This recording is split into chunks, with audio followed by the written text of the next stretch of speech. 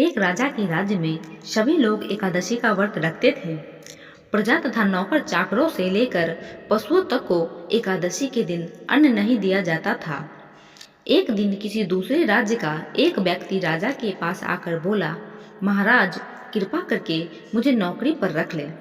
तब राजा ने उसके सामने एक शर्त रखी कि ठीक है, रख लेते हैं, किंतु रोज तो तुम्हें खाने को सब कुछ मिलेगा, पर एकादशी को अन्न नहीं मिलेगा। उस व्यक्ति ने उस समय हाँ कर ली, पर एकादशी के दिन जब उसे फलाहार का सामान दिया गया तो वह राजा के सामने जाकर गिड़गिड़ाने लगा, महाराज इससे मेरा पेट नहीं भरेगा, मैं भूखा ही मर जाऊंगा, मुझे अन्न दे दो। राजा ने उसे शर्त की बात याद दिलाई, पर वह अन्न छोड़ने को राजी नहीं हुआ।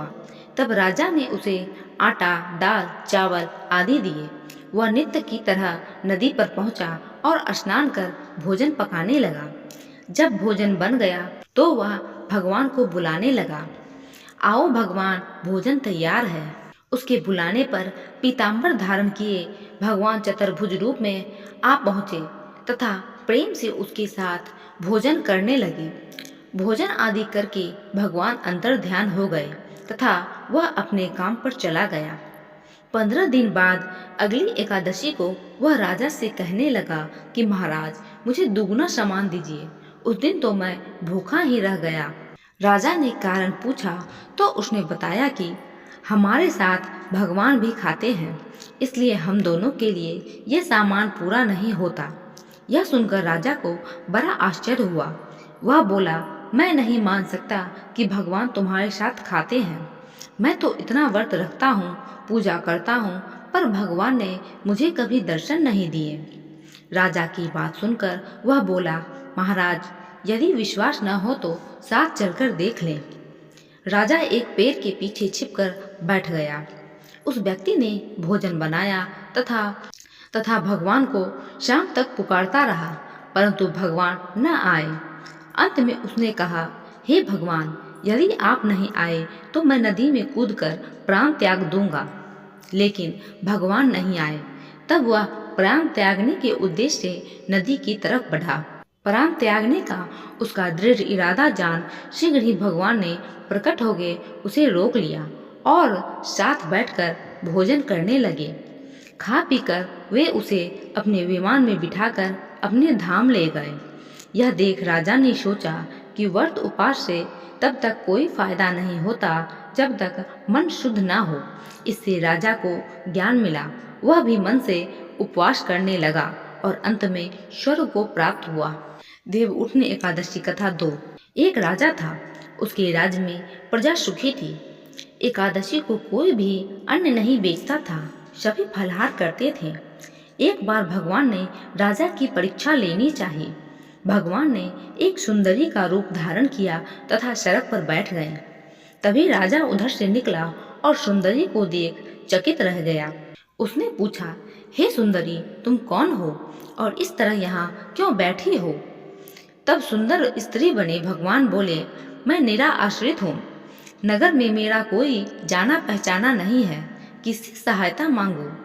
राजा उसके रूप पर मोहित हो गया था। वह बोले, तुम मेरे महल में चलकर मेरी रानी बनकर रहो। सुंदरी बोली, मैं तुम्हारी बात मानूंगी, पर तुम्हें राज्य का अधिकार मुझे सौंपना होगा। राज्य पर मेरा पूर्ण अधिकार होगा। मैं जो भी बनाऊंगी तुम्हें खाना होगा। राजा उसके रूप पर मोहित था, अतः उसने उसकी सभी शर्तें स्वीकार कर ली। अगले दिन एकादशी थी। रानी ने हुक्म दिया कि बाजारों में अन्य दिनों की तरह अन्न बेचा जाए। उसने घर में मांस, मछली आदि पकवाए तथा परोसकर राजा से खाने के लिए कहा। यह देखकर राजा बोला, रानी आज एकादशी है, मैं तो केवल फलाहार ही करूँगा। तब रानी ने शर्त की याद दिलाई और बोली, या तो खाना खाओ, नहीं तो मैं बड़े राजकुमार का सिर काट लूंगी। राजा ने अपनी स्थिति बड़ी रानी से कही तो बड़ी रानी बोली, महाराज धर्म न छोड़े, बड़े राजकुमार का सिर दे दे। पुत्र तो फिर मिल जाएगा, पर धर्म नहीं मिलेगा। इसी दौरान बड़ा राजकुमार खेल कर आ गया।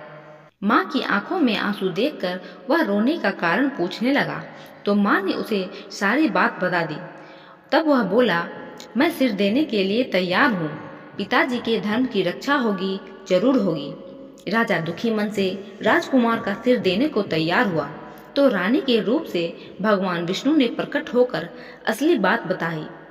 राजन, तुम इस कठिन परीक्षा में पास हुए। भगवान ने प्रसन्न मन से राजा से वर मांगने को कहा तो राजा बोला, आपका दिया सब कुछ है, हमारा उद्धार करें। उसी समय वहां एक विमान उतरा। राजा ने अपना राज्य पुत्र को सौंप दिया और विमान में बैठकर परम धाम को चला गया।